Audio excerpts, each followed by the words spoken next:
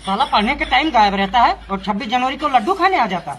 Sir जी हमको खांसी का बीमारी हो गया था इसलिए स्कूल नहीं आ रहे थे। अच्छा ठीक है, अब आ गया है तो चल अंदर।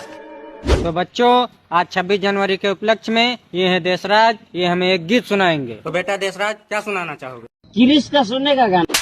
ना लाए, किरिश का गाना सुनाएंगे। कोई अच्छा सा गीत सुनाओ।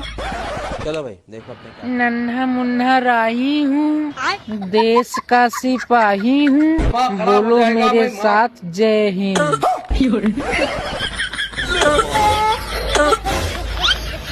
सर जी लड्डू कब तक बटेगा? हमको भैंस चराने जाना है। अरे बेटा मिलेगा लड्डू, पहले गीत तो सुना दो। जीता था जिसके लिए, जिसके